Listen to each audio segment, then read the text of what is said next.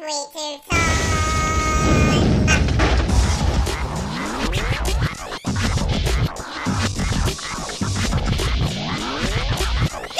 way for my great sweet tooth!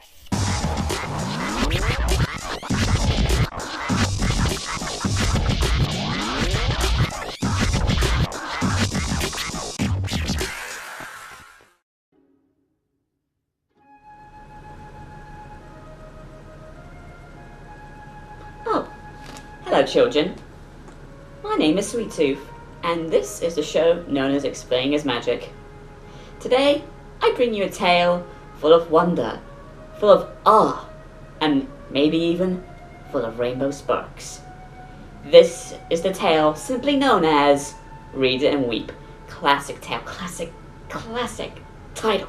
What better way to begin our journey from the everyday moment that we have in our lives with the everyday heroine that we all know as she goes into the everyday situation that we all know, breaking a wing. Yes, I remember breaking my first wing. It was delicious. Let us see where this tale of predicament will lead us, children. Young Rainbow Dash is going to need a few days to recover from her nasty accident. So her friends recommend her to read a book to pass the time. I would argue how there is no television or internet capabilities, just like in any modern hospital nowadays, but that would defeat the purpose of this tale's moral, and also the purpose of using the reading book scenario to add more meat to that taco. Note to self. Probably need to make me some shrimp tacos when I am done. Also note, Dashy's friend Twilight Sparkle has every book in this particular series that she happens to be in the hospital now. Just thought I'd throw it out there for you thinkers out there. But our heroine is too stubborn and too quote-unquote cool to even consider being an egghead, as she has never read anything in her life. Then how do you know the words that you speak of then, smart Alec? I guess this would mean the end of the episode if she didn't want to read, right? Well, eventually, when she is all alone, she does come around to the book's alluring cover art. I was wondering why the episode was called Read It and Weep, and why there are more pages to this script here than I initially let on. It's here that she begins to uncover the tale of a fearless adventurer named Daring Do, who is a lot like Rainbow Dash in some similarities. Actually, a lot more.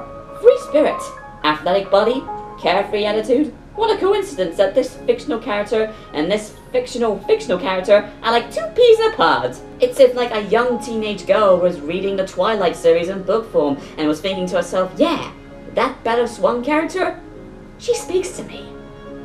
Slut. I mean, slunders a whore! It would appear that the scenes with Daring Do and her quest to find the Indiana Jones references have a different scope to what we have seen before. It's almost as if young Rainbow Dash is viewing the book as an amazing movie before Warner Brothers buys the film rights to the series and ruins about 83% of her expectations. I must say, imagining this tale for myself is really a wonder to behold. Or it could be the morphing in my systems affecting my common sense, but still, that note should be pointed out. Not the morphing addiction thing. Also, it is quite humorous how Rainbow Dash wanted company in the first scene of the episode, and now that she is addicted to her secret love of literature, she wants no communication from the outside world. Now, children, one would say that she is being selfish and self-centered for putting more focus in make-believe rather than real time, but let us say that another one, i.e. me, would argue that anyone, and not just a youngling, would really be invested in something that he or she would really enjoy for the first time. TV shows, movies, video games as well. But seeing how books are the equivalent to God in this episode, I'm just gonna go ahead without the whole book side thing.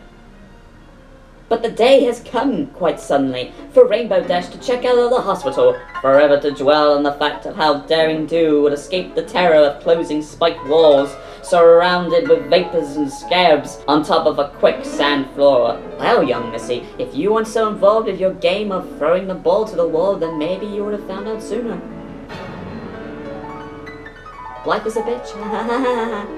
Also, that dog cat thing with a hand for a tail voiced by Brian Drummond. It's nice and all, but it's missing something. It's over 9,000! Yes, that fills me with so much joy in my chest. Ow, my chest hurts. But our mentally depraved heroine can't take the pressure of not knowing. Funny, if the internet existed in this world at all, she could just wiki up this information. So she decides to break into the hospital to read the thrilling climax of the story. What happens next is the single most important lesson you could ever learn from this cautionary tale for all you young fillies out there. And that lesson, my dear children, is... Mr. Sweet Tooth, we've come to take you back to the hospital. You haven't fully recovered from your heart attack related to cuteness and confectionery. No. You can't take me back, no!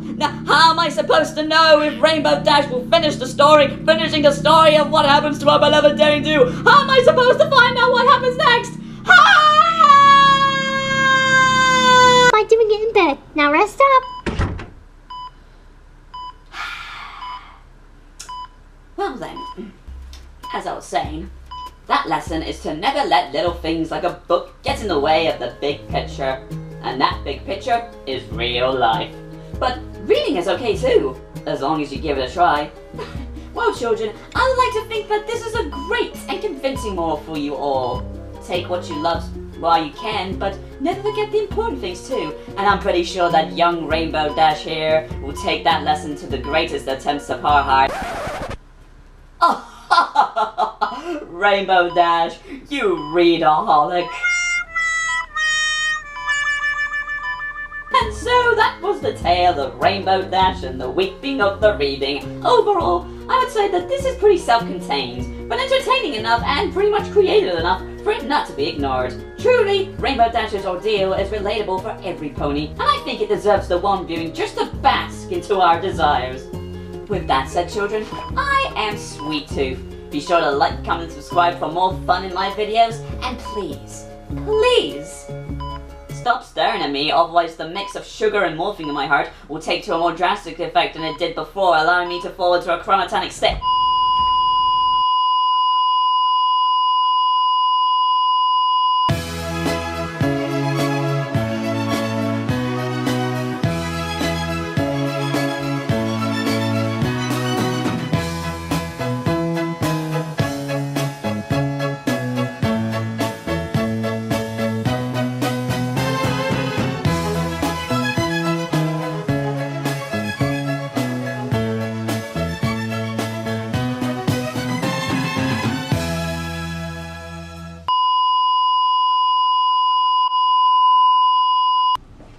Okay. Sorry for messing the bed up, Ma. It was for the greater good. The greater good.